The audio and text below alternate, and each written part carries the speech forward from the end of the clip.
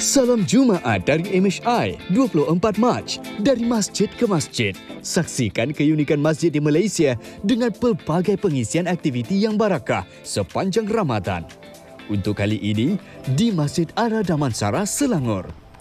Dan bagaimana melakukan bajet ketika bulan puasa? Serta adakah bulan ini sesuai untuk menabung kerana tidak perlu berbelanja makan pagi dan tengah hari? Ataupun sebaliknya, kupasan perbincangan dalam soal wang menabung ketika Ramadan. Assalamualaikum. Salam Jumaat yang penuh berkah. Jumaat pertama dalam Ramadan. Betul. Dalam Ramadan kita yang kedua ini dan juga Ramadan yang pertama sebagai isteri yang baru. Begitu. Jadi kita bawa sikit saja, saya bagi sikit je. Jadi nak ucapkan selamat pengantin baru. Masih tak sempat lagi kepada penonton-penonton kita. Dan untuk kita menyambut Ramadan ni, pengisian kita pun kita bawakan ke sana juga. Macam mana kita nak membajetkan diri sepanjang Ramadan ini untuk menjimatkan duit. Itu suatu topik yang kita akan kongsikan strategi bersama insya-Allah. Penting tu penting. Betul. Ada juga yang kata bulan Ramadan ni lah kita boleh berjimat cepat. Betul. Kan kita tak perlu ada sarapan pagi, tak perlu ada tengah hari. Pastinya sekali saja makannya, tapi cabaran yang lain pula. Betul. Godaan yang melanda, godaan bazar Ramadan. Lepas tu bila lunchtime kita tak keluar lunchtime, kita apa lagi online shopping. Astagfirullah. Betul banyak juga. Kan pastinya persediaan untuk Syawal tu dah bermula dah mula di Ramadan kan. Jadi bagaimana untuk kita mendisiplinkan dirilah seperti ibu bapa. Apatah lagi tahun ini kita banyak benda nak pakai ni dengan anak sekolah dan sebagainya kan. Cakap pasal anak pula, kalau kita nak berlatih pun kita berlatih anak kita berpuasa. Saya yakin penonton-penonton di luar sana ada anak-anak yang ini first time dia nak puasa ni. Jadi kita pun mengajak anda semua berkongsi pendapat dan juga mungkin ada video-video. Saya ingat lagi anak saya first time. Umur apa? Masa tu dia 5 tahun. Saya cakap tak payah, tapi dia nak juga. Jadi dia datang sahur. So saya pun tengok dia sahur nasi, tak pernah makan nasi pagi ni. Lepas tu dia tertidur masa dia tengah makan. Saya ambil video sampai dia tu. Saya cakap bila awak kahwin nanti saya nak tunjuk video ni. Macam ni kesian. Tapi semangat tu ada okeylah. Semangat yang dia pentingnya nak biasakan mereka bangun pukul 5 pagi tu makan kan. Makan nasi bukan beratlah tu. Itu satu cabaran juga buat mereka. Kita dulu pun macam tu juga. Betul. Sama ada memilih tidur atau makan. Okey. Hari ini kita kongsikan dulu cuaca kita. Kan sebab 2 hari sebelum Ramadan tu hujan, semalam hujan. Hari ni macam mana? Ini dia barakah Ramadan. Nampak ni. Matahari. Cerah dari Semenanjung hingga ke Sabah dan Sarawak. Tiada setitis pun hujan dari pagi hingga ke petang. Jadi itulah dia. Dan juga amaran ribut petir ada juga dimaklumkan pada 8.55 pagi tadi di kawasan Sarawak di sini. Tapi insya-Allah sehingga 11 pagi sahaja. Dan tiada amaran hujan berterusan macam 2 hari yang lepas. Alhamdulillah. Okey, dari sini kita nak ke suatu cerita yang istimewa ya. Bayangkan kita mendaki gunung yang paling tinggi di Malaysia tapi menggunakan full suit macam abang Jepun kita di sini. Namanya Nobutaka Sada yang telah mendaki Gunung Kinabalu menggunakan suit. Kita kadang-kadang pakai baju yang sesuai pun dekat atas tu pun mengah ini dengan kasut kulit je. Dengan bawa beg ni. Okey, apa kata kita lihat video yang telah pun tular setakat ini 288,000 view ya. Tu dia nampak. Boleh percaya ke tak percaya? Dia betul-betul pakai kasut kulit tu. Kenapa dia pakai suit nak daki Gunung Kinabalu ni? Kerana Sada-san sebenarnya seorang yang mahir membuat suit ya. Dia suka menjahit dan dia dijadikan sebagai konten. Jadi suit yang dihasilkannya tu begitu lasak sampai boleh naik Gunung Kinabalu. Dahsyat. Ini sangat-sangat dahsyat. Kan? Okey, apa lagi? Saya menunggu Fariha on mendaki Gunung Kinabalu menggunakan kebaya. Jangan. Dengan highlight macam ni. Takut. Tak boleh. Tak jadi orang nanti kat situ. Kita nak buat konten begitu. Okey, kita tengok konten ni lah. Konten ni lagi best. Betul. Tepat sekali. Ini bagaimana ibu bapa ni memberi semangat juga kepada anak-anak ni. Nak tengok macam mana buat pertama kalinya mereka berpuasa. Jadi macam mana gelagat anak-anak ni? Jadi kemarin kita dah minta Haziq untuk buat satu video. Ajak anda semua hantar mengekalkan video-video ini dengan hashtag MHI Puasa. Jadi kita saksikan gelagat mereka. Penat ke tu? Ha? Okay. Mommy, I'm very hungry.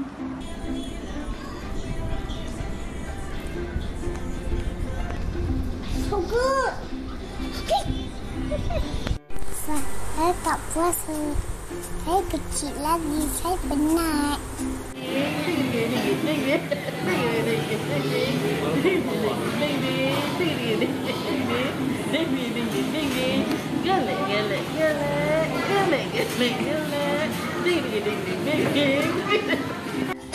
Kalau lagi kena puas muka bocah harus ni. Nabi.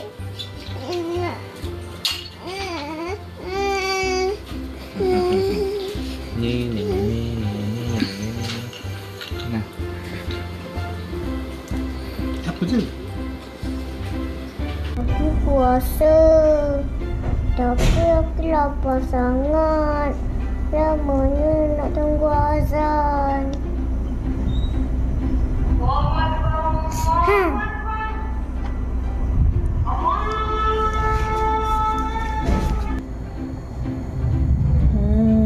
Dek, itu azan Zuhur lah, Dek. Ha? Allahu Akbar. Allahu Akbar. Apa itu? Fardi Syahri Ramadan. Oh, jomlah. Jom. Kata nak kau minta lah. Masih sikit lah. Mana? Kan azan kan? Saya tak boleh lah. Jomlah, tahu. Sabar dah, 5:10. Jom. Macam mana hari ni dapat puasa? Suka ke? Seronok? Best. Sebab nanti dapat pahala. Aryan, macam mana puasa hari ni? Ayah dapat puasa penuh. Ayah.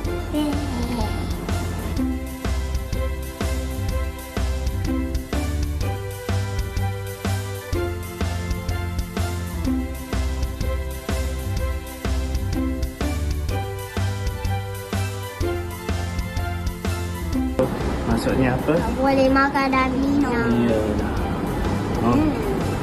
So, pergi sekolah. Makan.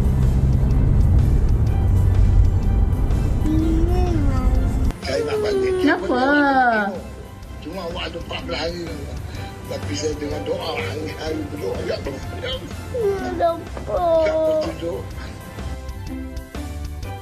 Allah, cianya lapar. Tapi Faria tak rasa ke ada di antara kanak-kanak tersebut memang kecil sangatlah nak puasa kan? Tapi mungkin dia nak cuba-cuba kot. Nak cuba-cuba. Dia kalau dalam keluarga yang besar tu, kadang-kadang bila abang nak puasa, kalau kakak-kakak semua puasa, adik-adik pun nak join sekali kan. Tapi kesian lapar gitu. Saya dulu nangis juga tau. Oh, ya ke? Allah, Sebab kesian je. Mula puasa 6 tahun. 6 tahun? 6 tahun. Ui. Masa tu mula puasa nangis. Lapar Dia lah. trauma sampai sekarang tu. Tapi saya yang tu lapar. Trauma sampai sekarang. Okey, kita akan teruskan dengan satu segmen baru yang akan dibawakan di MHI, dari masjid ke masjid istimewa, Faria.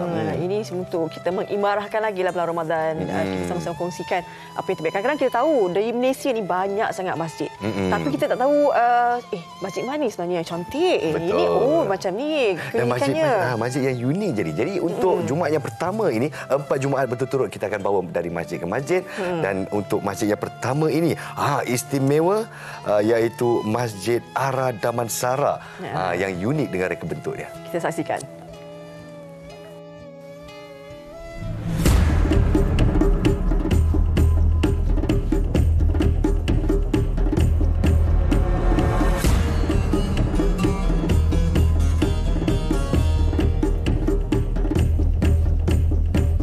Masjid unik tanpa kubah ini merupakan masjid pertama dibina di kawasan Ara Damansara sejak tahun 2013.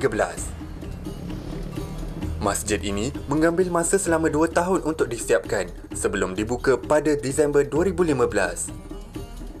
Konsep moden dan futuristik menjadi teras utama seni bina masjid ini. Selain itu, seni hot hufi turut menghiasi dekorasi masjid.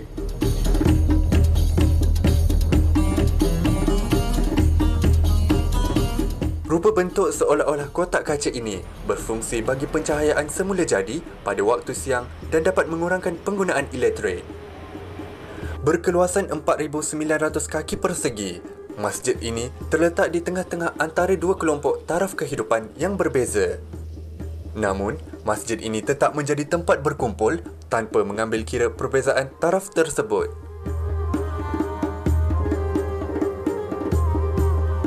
Antara inisiatif yang dijalankan oleh pihak masjid adalah menyediakan gerobok rezeki, iaitu bantuan barangan keperluan oleh pihak masjid untuk diagihkan kepada mereka yang terpilih berdasarkan bancian yang dilakukan terhadap penduduk sekitarnya. Selain itu, tempat ini juga menjadi tarikan golongan kanak-kanak dan remaja melalui inisiatif penubuhan pusat aktiviti anak-anak. Ini bagi membendung dan mencegah mereka daripada terlibat dalam sebarang gejala yang tidak sihat. Perpustakaan mini, ruang santai, menonton TV dan permainan video game disediakan untuk tujuan ini. Menjadi pengerusi masjid sejak 4 tahun lalu, bagi Muhammad Fitri Muhammad Khairi, 35 tahun, Ramadan kali ini menjadi lebih bermakna berbanding sebelumnya.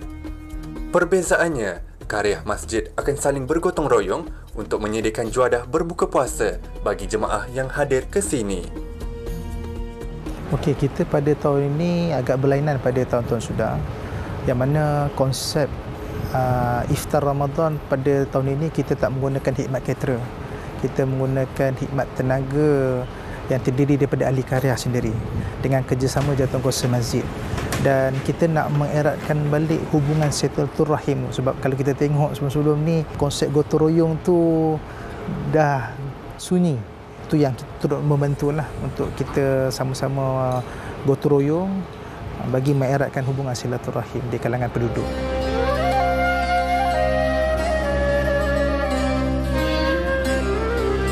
Malam mula menjelma. Orang ramai sudah mula memenuhi masjid sejak waktu maghrib bagi menunaikan solat sunat tarawih pertama mereka tahun ini. Bagi Datuk Ramli Ahmad, 71 tahun, kemudahan dan keselesaan di masjid ini antara faktor utamanya menjadikan Masjid Ara Damansara sebagai pilihan menunaikan solat sunat tarawih. Saya sebenarnya ada 4 masjid yang saya suka pergi dekat-dekat dengan kawasan ni. Tapi ini yang terdekat sekali lah, yang terdekat sekali, lagipun rumah anak-anak saya semua pun di sini juga. Jadi kawan-kawan pun ramai di sini. Jadi karya lah kalau kirakan kan, karya dengan masyarakat di sini itu yang atraktif. Lagipun masjid ini memang special lah. Bagi Datuk Seri Abdul Sattar Han Amirullah Khan pula, 53 tahun, perasaan gembira menyambut Ramadan tahun ini tidak dapat diungkap dengan kata-kata.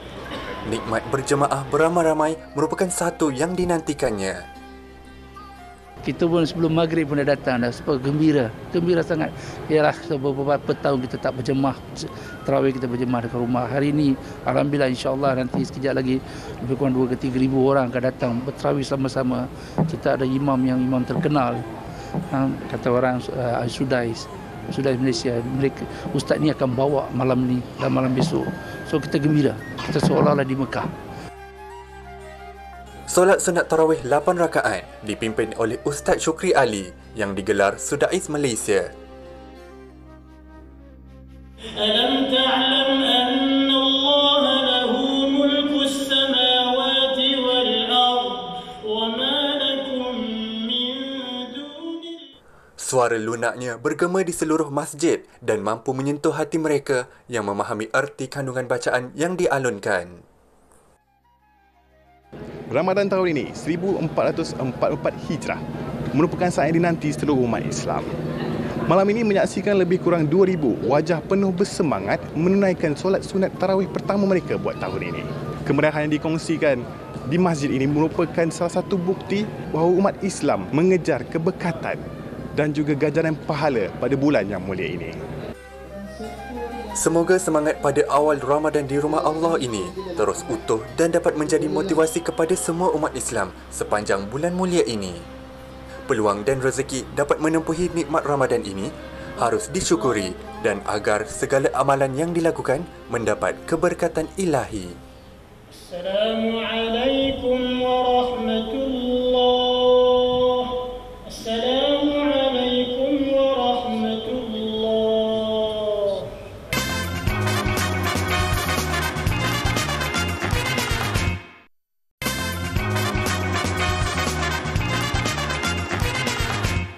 Baik, kembali semula dalam Malaysia hari ini. Kita teruskan pengisian untuk hari Jumaat yang penuh berkah ini. Bagaimana kita boleh bersama-sama berinfak dan membantu untuk kempen Sekolah Agama Rakyat. Dan untuk meneruskan berkenaan dengan saham akhirat ni, kita nak bersama dengan tetamu kita, Ustaz Datuk Bazli Shah Alauddin, pendakwah selebriti. Assalamualaikum Ustaz. Waalaikumsalam warahmatullahi wabarakatuh. Sihat Ustaz, salam Ramadan. Alhamdulillah, sihat. Salam Ramadan. Salam Ramadan. Okey Ustaz, berkenaan dengan kempen Sekolah Agama Rakyat ni, kita tahu Yayasan Ikhlas merupakan sebuah NGO kemanusiaan yang memang tidak asing lagi di kalangan rakyat Malaysia ni. Tapi mungkin untuk tahun 2023 ni, Ustaz nak kongsikan berkenaan dengan kempen Sekolah Agama Rakyat yang akan dilakukan ni? Ya, terima kasih. Assalamualaikum warahmatullahi wabarakatuh. Pertama sekali kita bersyukur kerana impian bagi para pelajar asnaf yang ingin nak belajar ke sekolah agama akhirnya tercapai setelah kita berjaya membina Sekolah Agama Rakyat Al-Ikhlas yang diusahakan oleh Yayasan Al-Ikhlas. Kita telah siap dibina sepenuhnya dan sekolah ini dapat memberi manfaat kepada 3 buah kampung, iaitu Kampung Kilugus, Kampung Melikai dan Kampung Sinopokan. Dan alhamdulillah projek Sekolah Agama Rakyat Al-Ikhlas ini sudah siap sepenuhnya. Kelengkapan, keperluan perabot pun dah start masuk sejak daripada pertengahan Februari baru-baru ini. Ya, bayangkan tanah yang sebelum ni kosong, penuh dengan belukar, sekarang dah siap pun satu sekolah yang begitu cantik sekali. Jadi, kita rasa semangat, maka untuk projek seterusnya, kita nak membangunkan Sekolah Agama Rakyat Yayasan Al-Ikhlas yang akan membina sebuah sekolah agama di Kampung Sangkabuk pula yang terletak di daerah Kuala Penyu. Jadi, sekolah ni nanti akan memberi manfaat kepada 4 buah kampung. Kampung Jagus, Kampung Lambidan, Kampung Tanjung Aru dan juga Kampung Sangkabuk itu sendiri. Jadi kita nak ambil peluang pagi ini nak mengajak seluruh para penonton muslimin muslimat, ayo bantu, sokong usaha yang dijalankan oleh Yayasan Al-Ikhlas ini untuk membina sekolah, memberi manfaat pendidikan kepada anak-anak di pedalaman ini supaya mereka tidak tercecer dalam pembelajaran agama. InsyaAllah pahala yang berpanjangan pasti akan mengalir kalau kita berinfak dan kita manfaatkan secara berterusan. Dan insya-Allah benda ni akan berkekalan walaupun kita dah tak ada di dunia nanti. Jadi bayangkanlah infak kita ini menjadi asbab kepada anak-anak kampung ini dapat jadi pandai, dapat jadi cerdik, ada ilmu agama, jadi orang berguna. Maka inilah yang saya gelarkan sebagai pencen kubur kita insya-Allah. Jangan lepaskan peluang. Ustaz, tadi Ustaz kata 4 buah kampung di kawasan pedalaman. Inilah sebenarnya memberi manfaat kepada anak-anak asnaf ini untuk menimba ilmu, khususnya ilmu agama. Jadi mungkin Ustaz boleh kongsikan juga apakah cabaran di kawasan pedalaman ni kan? Sebab mereka sini tidak ada tempat sebenarnya untuk menimba ilmu. Tapi dengan mungkin ini antara usaha yang dilakukan? Ya, terima kasih. Memangnya situasi di Sabah khususnya, cabaran dan kesusahan yang dihadapi oleh penduduk asnaf ini memang kita sendiri di sini tak pernah merasai apa yang mereka lalui. Perit sungguh kehidupannya dengan segala kemudahan yang serba minimum. Saya ingin kongsikan dengan para penonton tentang kehidupan masyarakat di pedalaman Sabah. Bayangkan ada satu kes seorang pelajar perempuan terpaksa berjalan kaki sampai 7 km untuk nak menuntut ilmu. Keluarganya pula adalah keluarga yang sangat susah, berpendapatan kecil yang menyebabkan mak ayah tak ada kenderaan pun untuk nak menghantar anak-anak ke sekolah. Jadi mereka betul-betul berbekalkan semangat saja untuk menjadi penyebab mereka nak berjalan jauh pergi ke sekolah ini. Ada juga di kalangan anak-anak yang terpaksa berjalan kaki lalu hutan, masuk semak samun sejak daripada awal pagi lagi. Jadi mereka ni ada yang keletihan bila dah sampai sekolah, sejam berjalan. Bayangkan anak-anak kita sekarang ni kalau sejam berjalan, saya ingat tak nak pergi sekolah mereka ini. Kita berjalan 500 meter pun kita tak larat. Sebab itu kita nak mengajak seluruh muslimin muslimat, projek Sekolah Agama Rakyat ini adalah cara untuk kita nak membantu mereka. Dan projek ini mendapat kerjasama dengan pihak Majlis Dakwah Negara MDN dan juga Jabatan Haiwal Agama Negeri Sabah. Jadi kita nak membina sekolah rakyat ini sebab sekolah yang ada terlalu jauh daripada tempat tinggal mereka yang kebanyakannya masih di pedalaman dan ibu bapa juga memang tidak ada kenderaan. Sebab purata pendapatan satu keluarga kami dapati dalam lingkungan RM400 saja. Dan ada juga sekolah yang memang tak mampu nak menampung bilangan murid yang ada. Jadi ayuh bersamalah dengan kami di Yayasan Ikhlas, kita bantu anak-anak asnaf ini belajar dengan cara kita sediakan sekolah yang dekat dengan kampung mereka, bukanlah untuk mereka nak perlu bolak-alik begitu jauh sekali. Jadi kita bantulah sama-sama insya-Allah. Ustaz, bagaimana orang ramai boleh membantu ni Ustaz untuk kita sama-sama mengimarkan juga kempen Sekolah Agama Rakyat bersama dengan Yayasan Ikhlas ni? Baik, bagi yang sedang menonton, jika ada handphone sekarang boleh snap saja gambar di kaca TV ataupun scan QR code yang tertera di kaca TV. Jadi kita boleh sama-sama berinfak. Ada beberapa cara. Pertama, tuan-tuan boleh infak terus pada bila masa ke akaun Yayasan Ikhlas iaitu Maybank 5628-3463-6228. Rujukan Sekolah Agama. Cara yang kedua adalah sumbangan secara online dengan melayari laman sesawang Yayasan Ikhlas iaitu di sekolahagama.com. Dan ini adalah landing page, segala maklumat terkini, berapa kutipan yang diperolehi, ke mana dibelanjakan, begitu telus sekali diterangkan di dalam page ini. Dan yang ketiga, boleh terus menghubungi nombor telefon seperti yang tertera iaitu 0196115954 dan boleh bercakap sendiri dengan pihak urusia, tanya sendiri. Dan bagi yang ingin mengetahui lebih lanjut aktiviti Yayasan Ikhlas itu sendiri yang terkini, maka boleh saja ke Facebook kami Yayasan Ikhlas Malaysia ataupun juga sertai kami di Telegram Yayasan Ikhlas. Marilah kita sama-sama menggandakan pahala sempena hari Jumaat di bulan yang barakah ini dengan melakukan amal ibadah yang nilai pahalanya mencurah-curah buat kita semua, insya-Allah. Insya-Allah. Jadi mungkin berapa banyak lagi Ustaz sebenarnya yang diperlukan untuk Sekolah Agama Rakyat ni? Baik, untuk pembinaan asas kepada sekolah ini memerlukan dana yang begitu banyak sekali. Jadi buat permulaan kita perlukan daripada masyarakat ni untuk kita nak mendapatkan tanah yang di sebelah. Kita akan maklumkan di dalam media sosial kita berapa jumlahnya. Tapi buat permulaan bila kita punya projek di Kampung Kilugus, Melikai dan Sinopekan dah berjaya. Jadi insya-Allah di Kampung Sangkabuk ini boleh jadi kenyataan dengan kos yang sedikit minimum insya-Allah. Baik. Terima kasih banyak Ustaz Datuk Badri Shah Alauddin, pendakwa selebriti. Ini yang dikongsikan untuk kita sama-sama sebenarnya memberi kepada mereka yang memerlukan. Apa yang penting sekali kita berinfak, kita juga yang dapat kelebihannya, manfaatnya untuk kita bersama. Terima kasih sekali lagi Ustaz Datuk Badri Shah Alauddin. Kita nak berehat seketika, sekembalinya nanti NAS akan bawakan satu isu yang kita perlu berikan perhatian juga, bagaimana kita perlu mendisiplinkan kewangan sempena dengan Ramadan ini. Semua selepas ini di MHI.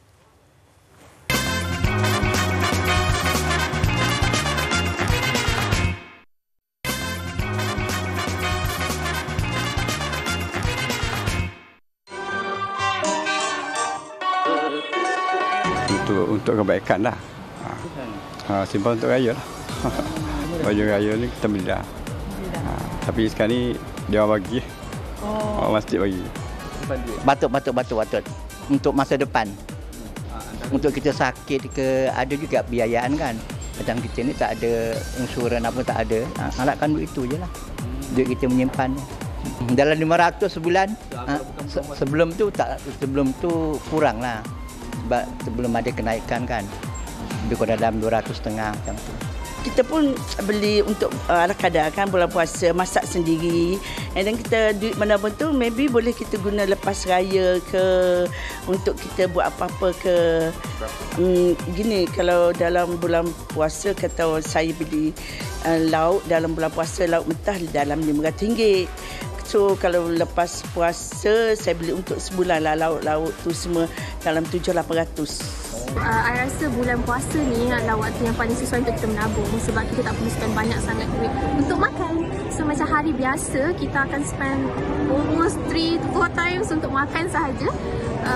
Tapi bulan puasa ni kita just spend like sekali atau 2 kali je. Memang suami akan bagi duit belanja. Saya biasa menyimpan sedikit as a tabungan. Tapi bila bulan puasa tu saya beli barang in a simpan, tak nak tiap-tiap hari pergi ke pasar. Tapi dari segi tabungan tu macam sama je macam biasa juga. Sebelum ni memang kita ada menyimpan. Tapi bila Ramadan ni rasanya menyimpan lebih. Cuma kadang-kadang kita risau kegairahan nak buka puasa tu. Itu yang belanja lebih. Jadi sebenarnya bagi saya adalah Ramadan ni kena faham falsafah Ramadan tu sendiri. Bukan sekadar kita menahan diri daripada lapar dahaga, kita boleh berjimat. Cuma yang bila buka puasa pun dalam keadaan berpuasa jugalah.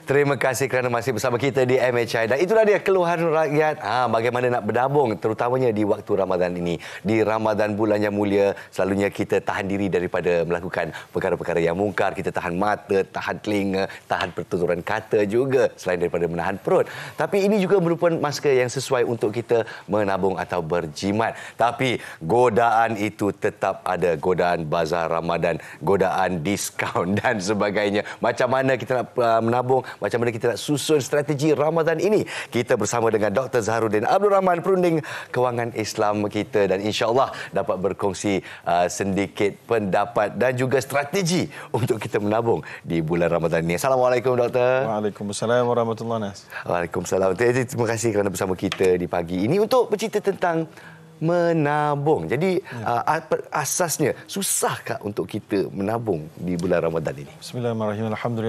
Alhamdulillahirabbil alamin wa bihi nasta'in. Terima kasih Nas dan semua para penonton. Sebenarnya menabung ni dia adalah satu sikap yang patut kita bina daripada kecil. Jadi kalau siapa yang tidak membinanya daripada kecil, dia akan merasa kesukarannya yang amat sangat. Khususnya mereka yang dah ada pendapatan sendiri dan tidak berkira dari sudut melihat keluar masuk duit. Jadi antara punca orang kadang-kadang selalu bersemangat nak membeli adalah dia tidak melihat accounting dia punya peribadi dia. Berapa duit masuk, berapa duit keluar. Maka itu menjadikan orang sentiasa rasa ada duit lagi ni, nak kena habis. Ada duit lagi, nak habis. Lebih teruk lagi, ada duit sikit, kena tambah hutang sikit, boleh dapat benda baru. So jadi itu masalah dia. Compound lagi masalahnya. Betul. Jadi untuk kita yang dah biasa berjimat cermat ni, tapi kadang-kadang liku-liku kehidupan, jumlah adik-beradik, anak pinak dan sebagainya. Strategi utama untuk kita menghayati Ramadan ini, apakah langkah-langkah untuk kita pantau diri kita lah untuk cuba menabung? Baik, yang pertama sekali sudah tentulah penabung ni dia berkait dengan dua benda. Satu, sama ada kita boleh mengurangkan kos pengurusan dan kegunaan kita harian, iaitulah kos-kos makanan kita tak beli, kita masak, lalu kita dapat cut cost. Masak tu pula boleh cover untuk buka dan sahur. Kan? Jadi dan kemudian kalau ada lebih, cepat-cepat kita bekukan, jangan buang. Betul. Kita bekukan dan kemudian boleh makan 2 hari lagi. Jadi yang boleh panaskan boleh makan lagi Jadi jangan kita buang. Jadi kita jangan pegang dengan tangan lah. Jadinya bila makan tu, bila lauk dalam periuk tu kan. Jadi itu yang pertama. Yang kedua iaitulah kalau kita tak boleh kurangkan kos, jadi sebelum terbentuk kos ialah kos makanan. Yang keduanya adalah kos-kos elektrisiti kalau kita boleh, iaitulah dari sudut penggunaan aircon dengan kadar kesejukan yang kurang sikit berbanding 16 itu ada kos-kos utility yang beza besar tu beza besar betul. Kemudian yang ketiga iaitulah berkenderaan. Kalau kita boleh ada pengiraan, kita pergi kerja naik kereta, yang mana berapa petrol habis, berapa tol habis, dengan kita naik kenderaan awam. So kita kena beza. Khususnya di zaman kini kita lihat kereta Malaysia ni makin banyak. Dan jam semakin teruk. Bila jam makin teruk, tanpa kita sedar bahawa kos pengendalian kereta itu, minyak itu, stres lagi, semua itu adalah kos. Kalau kita naik kenderaan awam, kita mungkin naik kenderaan kita dahulu, pergi ke tempat kenderaan awam, naik train ke MRT ke contoh di Kuala Lumpur. Bagi orang duduk Kuala Lumpur, bagi orang tidak duduk Kuala Lumpur mungkin tidak jadi isu sangat. Jadi itu juga mungkin boleh menjimatkan. Jadi inilah antara contoh-contoh lah, banyak lagi yang mesti kita jimatkan supaya kita ada duit untuk menabung. Yang kedua, ada tak pendapatan tambahan yang kita boleh dapat?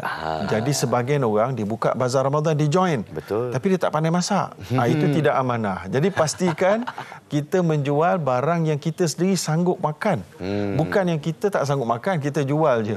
Jadi orang memang ramai yang sudah cop, sebahagiannya mengatakan bazar Ramadan ni tempat orang yang makanan yang air tak bersih, kalipap angin dan lain-lain. Ala kadar. Jadi ini tidak ada keberkatan. Walaupun kita ada duit tambahan, tak ada keberkatan, maka tidak akan merasa cukup. Allah akan tarik kerana ketidakamanan kita itu. Jadi sebab itu yang pertama cara tu. Yang kedua, ada tak mana-mana kita boleh jadi ejen tanpa mengeluarkan modal? Banyak affiliate system di luar sana yang boleh mendapatkan pendapatan tambahan. Ada sebahagian orang mungkin dibawa Grab. Jadi ini semua adalah untuk menabung. Tapi poin utama lagi satu, Nas, menabung tu untuk apa? Penting. Ada di antara soundbite yang kita dengar adalah kita simpan pun untuk belanja raya juga. Itu habis jugalah. Kan? Jadi kosong-kosong lah. Jadi sebenarnya kita menabung tu patutnya kita kena ada buat pembahagian. Lepas dapat wang tabungan, kita nak belanja raya apa? Kemudian yang keduanya apa? Kita nak mungkin untuk dikatakan tadi ada dalam interview untuk kalau saya sakit. Kalau sakit, kita jangan pakai duit kita macam tu. Tak cukup. Kita mesti subscribe kepada takaful. Betul. Supaya takaful boleh cover kalau ada kecederaan, kalau ada kemalangan. Jadi takaful itu boleh pilih. Ada yang RM20-30, ada yang RM40 sebulan. Jadi itulah manfaat dia. Ataupun kita boleh beli emas sebahagiannya. Jadi jangan letakkan duit hasil tabungan dalam satu perkara untuk raya semata-mata. Kan? Jadi kita kena pelbagaikan supaya tabungan itu betul-betul sustainable, lestari, bertahan lama. Ataupun satu lagi pelaburan. Tapi pelaburan ni panjang ceritanya. Panjang cerita ni, betul. Kita bimbang ramai orang kena tipu dengan scammer hari ini. Terlalu banyak di sosial media yang menawarkan pulangan terlalu banyak bulan-bulan. Ini soalan saya seterusnya ni. Dalam kita menabung dan sebagainya, terutama di laman digital ya. Berapa banyak offer dan sebagainya. Tiba-tiba, saya akan beri anda pinjaman 1.2K. Saya masukkan terus dalam akaun anda. Jadi anda kena bayar balik di stand. Macam-macam jenis scam. Jadi mungkin pendapat doktor di sini. Baik, yang jenis-jenis yang nampak too good to be true, yang nampak terlalu baik ni semua kebanyakannya palsu. Palsu ya? Sama juga macam main kutu contohnya. Yang boleh dapat sampai 100 orang yang menyertainya. Lepas tu kalau sekali dapat memang lebat. Ini biasanya tipu. Kalau kutu lebih daripada 12 orang ni maknanya lebih cenderung pada tipu lah. Betul. Sebab lambat sangat boleh dapat kan. 12 bulan. Okey, jadi itu keadaan di pelaburan. Saham adalah bagus tapi perlukan ilmu. Kan macam saya sendiri kita belajar banyak, kita belajar dengan duit kita yang rugi, kita ada keuntungan, alhamdulillah bagus. Kalau 3 bulan boleh dapat 30%. Ada tempat-tempat dia, tapi maknanya ada juga yang 3 bulan hilang 80%. Jadi itu kena memang belajar. Maka oleh kerana itu, duit tabungan itu juga perlu untuk menuntut ilmu. Penting ya. Sebab tabungan kita adalah untuk meningkatkan skill kita. Bila skill kita meningkat, kebolehpasaran dan kebolehan kita untuk menjana lebih banyak pendapatan lebih baik. Jadi itu kita kena lihat lebih jangka panjang, bukan jangka pendek saja. Itu dia, doktor pun betul melangkah dengan lebih jauh untuk menyarankan anda semua. Ilmu adalah nombor satu, terutamanya bila kita bincang tentang pelaburan. Tapi kita step back sikit kepada kebanyakan kepada kita, kalau nak ada duit ekstra nak melabur tu pun kita fikir 2 kali, nak beli baju raya lah. Ataupun kita nak pergi bazar Ramadan lah. Dan saya cakap terang-terang, kalau pasal bazar Ramadan ni saya sendiri tak gemar sangat ya. Saya mungkin sebab isteri saya masak sedap, alhamdulillah, amin. Tapi ada juga sekali-sekala anak-anak kita, jomlah kita pergi nak beriadah bersama-sama. Tak ada salahnya. Untuk saya tak ada salahnya di sana. Tapi bila kita dah sampai ke sana, mak saya pernah cerita lah, ini dia mata lagi besar daripada perut. Jadi mungkin doktor boleh ulaskan sikit di sini tentang godaan di bazar Ramadan tadi. Benar, tepat sekali. Jadi apabila kita dalam keadaan lapar, kita pergi tempat yang pelbagai makanan yang kita minat semua berada di satu tempat. Sudah tentulah dia akan menggoda kita untuk membelinya walaupun tidak ada keperluan dan tak mampu kita habiskan. Benda ni dah berkurun-kurun dah kita bercerita, tapi ia masih lagi berulang-ulang. Dia sebenarnya tertakluk kepada seseorang itu, bagaimana dia boleh mengawal diri dia dan menyedari kemampuan dia untuk makan tu dan akan menyebabkan kerugian dan pembaziran. Kecuali saya sebutkan tadi perlu simpan dan bekukan. Tapi makanan di bazar saya tak pasti. Betul. Sama ada dia mampu untuk bertahan lama berbanding kalau kita masak sendiri yang lebih dalam keadaan bersih. Jadi atas sebab itu boleh sudah tentu pergi ke bazar Ramadan kerana rezeki orang-orang yang menjual tu pun bergantung kepada kita yang hadir. Betul. Jadi kita pun nak membantu mereka. Cuma sekadar-kadarlah kita untuk memilih satu atau dua lauk pada waktu ekonomi tidak bagus ini, mungkin sudah cukup satu lauk sudah mencukupi. Air kebaikannya sebenarnya bagi saya lah, air jangan belilah. Air ni adalah antara yang paling mahal sebenarnya. Betul. Banding kalau kita bancuh sendiri kat rumah. Betul. Tapi lagi sekali saya katakanlah, bila kita tengah berpuasa tu dah sampai depan mata kan, macam-macam warna pula ada tu, memang kita akan tergoda. Anak-anak kita pun sama, alah nak air katira lah bang, mesti sedap ni air katira ni. Jadi kita pun lembik, tak ada salahnya untuk kita sayangi keluarga. Tapi antara strategi yang diaturkan untuk kebazar Ramadan, saya suka pergi dengan adik-beradik. Sebab bila kita makan ramai-ramai, kita mula-mula sekali kita rasa kenikmatan untuk kita berinfak sambil kita berpuasa tu. Kita bagi orang makan sewaktu bulan puasa ni memang hebat pahalanya. Jadi itu satu antara strateginya. Dan juga sebab bila kita beli dekat bazar ni, dia berlambak-lambak kan, jadi kita makan ramai-ramai tu lebih berbaloi. Apa pendapat doktor? Baik, saya sudah tentu kita masing-masing ada pendekatan. Kalau mungkin adik-beradik meramai, dia makin meriah beli pun ada juga. Betul juga. Betul juga. Dia tengok keadaan. Jadi lagi satu strategi adalah ajak orang yang tak berpuasa pergi tu, iaitulah mana-mana isteri ke adik perempuan ke yang sedang haid. Jadi dia punya selera tu taklah tinggi sangat sebab dia dah makan dah. Betul. Jadi bagi kita belum makan ni sentiasa lapar. Cuma satu lagi sebelum saya terlupa, selain daripada kita bincang pasal menabung untuk dapat duit tambahan untuk kegunaan material kita, dalam bulan Ramadan ni juga jangan terlupa kita membincangkan persoalan menabung akhirat. Alhamdulillah. Menabung akhirat. Tadi Nas ada sebut sikit bantu untuk infak. Jadi betul Nabi SAW kata man fattara saiman kana lahu mithlu ajrihi la yang ghaira annahu la yanqusa min ajri saim syai'a. Sesiapa yang memberi makan, menginfakkan makanan kepada orang yang berpuasa, dia akan dapat pahala orang berpuasa tak kurang sama sekali. Jadi kalau kita puasa ni ada kurang-kurang juga. Tapi kalau kita sedekah ke orang tu punya puasa tu macam perfect punya puasa kita dapat. Juga Nabi ada sebut man ashba'a saiman saqahullahu min haudi la yadhma hatta yadkhulal jannah. Siapa yang beri minum kepada orang berpuasa untuk berbuka, maka Allah akan bagi dia minum air telaga haud, telaga Nabi SAW, yang mana kamu tidak akan dahaga sehinggalah hari masuk syurga. Jadi kita nak Nabi SAW pun banyak bersedekah. Jadi jangan lupa, walaupun kita kata saya orang miskin, manalah larat sedekah ni orang kaya. Dah. Sedekah ni yang pertama, kita beli makanan, kita beli pakaian untuk keluarga kita, niat sedekah dapat. Alhamdulillah. Jadi banyak tak sedar perkara ni. Tak sedar. Jadi kalau kita nak sedekah pada adik-beradik, cari adik-beradik yang paling kita rasa tak menyampah. Kalau ada. Nabi kata kalau kita sedekah pada mereka dapat 2 pahala. Pahala silaturahim, pahala sedekah. Jadi satu lagi, bulan Ramadan jangan lupa menabung kita yang paling penting adalah bayar zakat. Zakat tak bayar, tabungan kita di dunia tu pun tak berguna, ke akhirat kita bermasalah. Apa yang kita menabung, apa strategi yang disusunkan, semua tidak berguna kalau zakat kita tak tunaikan. Sangat-sangat bernas. Dr. Zahrudin Abdul Rahman, perunding kewangan Islam, kita harap-harap kita dapat membawa doktor lagi dengan pandangan yang begitu tajam, jitu. Itu yang saya suka, terutama tentang kewangan ni. Kita mesti jitu bila kita cerita tentang kira-kira. Kadang-kadang kita disuka ambil ala kadar saja. Baiklah, kita akan berehat seketika di sini, dan selepas ini di MHI lebih peluang untuk anda berinfak di bulan yang mulia ini.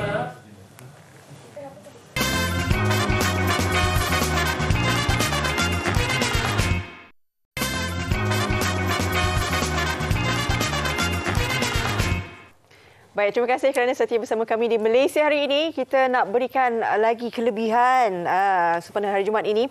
Peluang kita berinfak bersama-sama. Ini pula di Kuang Selangor, pembangunan Masjid Al-Islahiyah. Kita nak bersama dengan Ustaz Haryanto Rizal Rokman, Duta Khas ni pembangunan Masjid Al-Islahiyah Kuang. Assalamualaikum Duta Khas. Masya-Allah. Ustaz Khas. Waalaikumsalam warahmatullahi wabarakatuh. Sihat Farih, alhamdulillah. Lama tak jumpa Ustaz ni. 2 Ramadan akhirnya rezeki kita jumpa dia ni. Pada Ramadan kita. Ustaz, okey, kita bincang berkenaan dengan Masjid Jami' Al-Islahiyah Kuang ni. Ayuh. Ustaz, kongsilah latar belakangnya Ustaz. Okey. Bismillahirrahmanirrahim. Terima kasih Faria dan seluruh penonton MHI. Sebenarnya Masjid Al-Islahiyah Kuang ni masjid lama, Faria. Masjid lama dah. Saya ingat kalau ikut cerita pak saya zaman datuk saya. Saya memang duduk situ. Ini bukan duta aja. Saya 3 generasi. Saya memang duduk situ. Jadi masjid ni masjid lama dan pattern lama. Jadi masalah dia banyak. Sebab itu kita buat pembangunan semula untuk mengurangkan kos-kos untuk pembaikan dia habis. Jadi akhirnya kita tak boleh nak memfokus pada pembinaan sosial masyarakat. Sebab itu kita ambil keputusan untuk bina semula. Bina semula dengan pattern yang baru dan kita harap dia boleh 3 generasi ke depan pula. Jadi alhamdulillah setakat ni kita dah ada saya ingat dalam lebih kurang 58%. Daripada jumlah keseluruhan kita target 12 juta.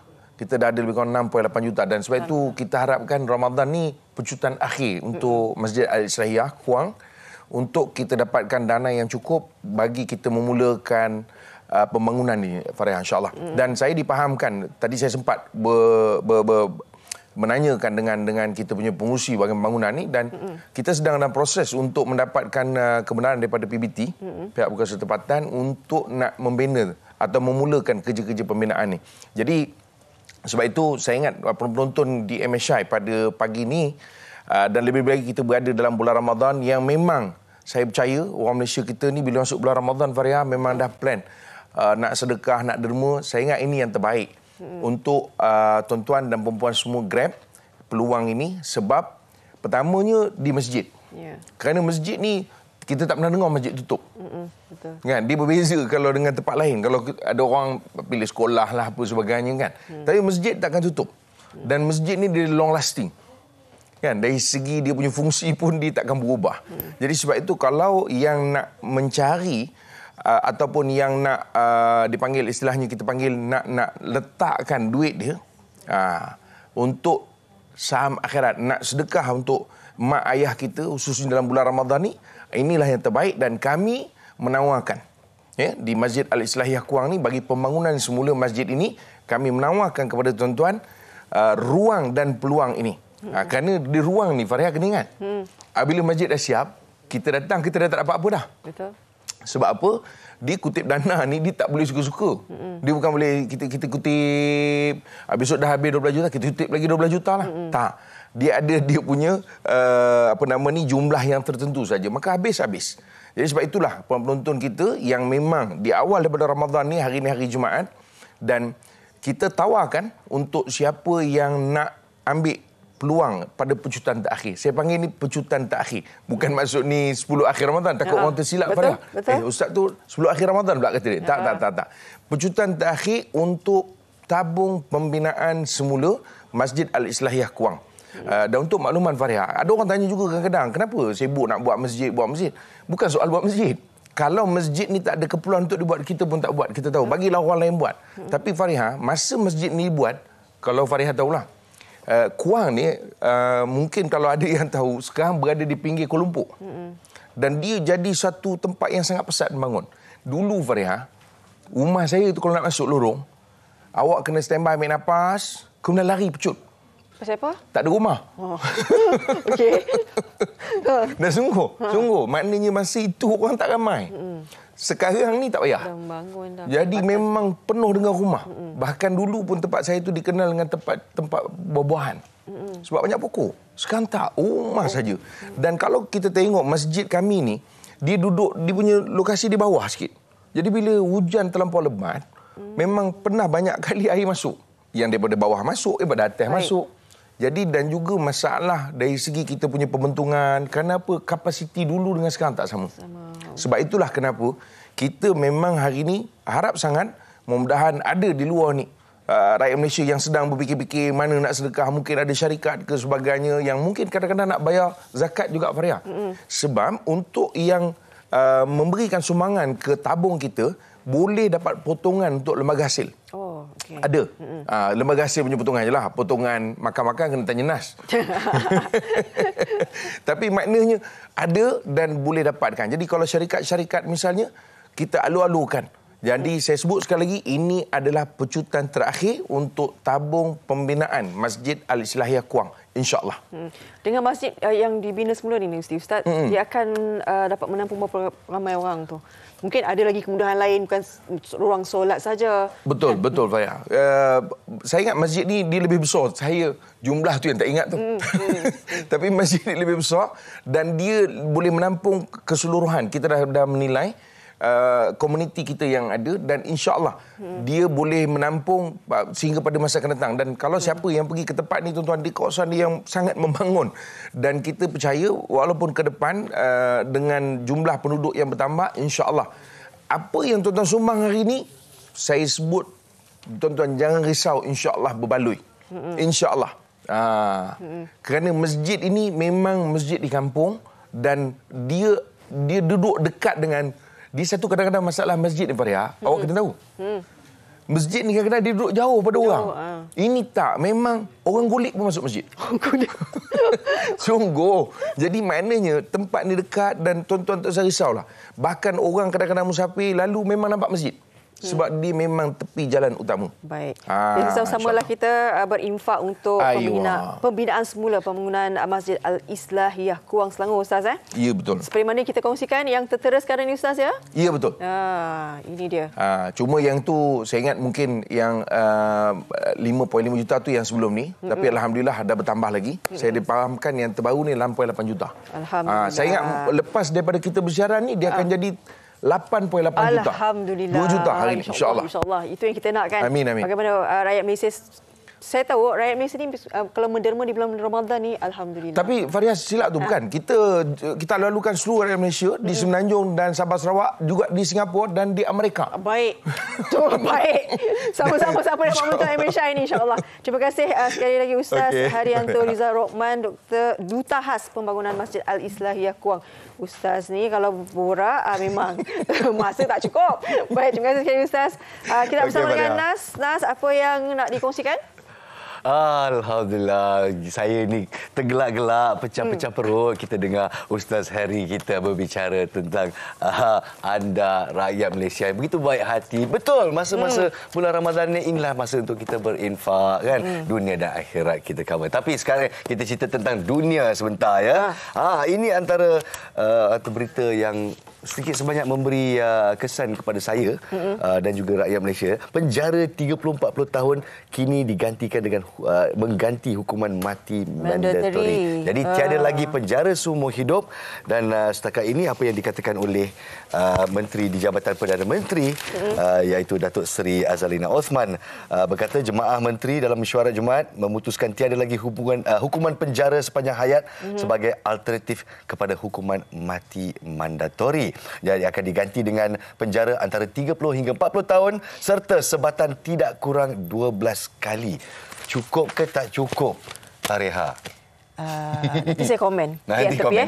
Diam tepi. Kita sempena dengan Ramadan ini, kita keluarga Mira Prima ni kita ada skuad Seindah Kasih. Bagus, Alhamdulillah. Berikan kasih sayang sempena Ramadan ini. Jadi skuad Seindah Kasih bersama kru Jom Ronda telah pun memulakan perjalanan mereka selama sebulan ya. Dan mereka akan berjumpa dengan anda di zon utara, Kedah, Perlis, Pulau Pinang dan juga Perak pada minggu ini. Jadi sama-samalah ke bazar Ramadan dan masjid pilihan mereka. Voucher makanan dan beg iftar akan diberikan secara percuma. Seindah Kasih ini dibawakan oleh penyaman udara Nano EX Inverter Panasonic. Sebuah penyaman udara yang dilengkapi dengan kawalan sambungan Wi-Fi. Wow, untuk penggunaan bila-bila masa di mana saja dah boleh menjimatkan tenaga yang digunakan. Jadi lindungi anda dan juga keluarga tersayang dalam ruangan tertutup dengan penyaman udara Nano EX Inverter Panasonic, insya-Allah. Insya-Allah. Jadi esok kita akan bawakan juga ini yang menarik juga ni, Nas. Cabaran berpuasa warga emas. Kenapa dia tiba-tiba kita pula yang terkena kan? Kita belum sampai ke sana lagi, insya-Allah kalau umur panjang. Tapi kepada anda yang menjaga ibu dan ayah, saya pasti ada cabaran di sana. Insya-Allah kita akan kongsikan ilmu dan juga penjelasan dan sedikit penerangan bagaimana anda boleh menjaga ibu dan ayah tersayang di usia yang lanjut ni. Betul. Itu juga persediaan untuk kita juga sebab kita nanti akan ke sana juga. InsyaAllah kalau umur panjang, kalau sampai tu. Amin, amin. Itulah dia. Dan jadi jangan lupa juga titipkan sekiranya ada macam video tadi anak yang baru berpuasa kan. Betul. Kalau Ramadan ni kita berkongsilah sesama kita kan. Mana-mana video kalau buka puasa yang menarik ke. Sebenarnya bulan Ramadan juga mengeratkan lagi silaturahim kita sesama anda juga. Bila kita buka puasa bersama dengan keluarga, bersama dengan mungkin majikan, geng-geng kat kerja tu semua, inilah masa untuk kita eratkan silaturahim. Baik. Jaga diri. Jumpa lagi esok. Assalamualaikum. Selamat pagi.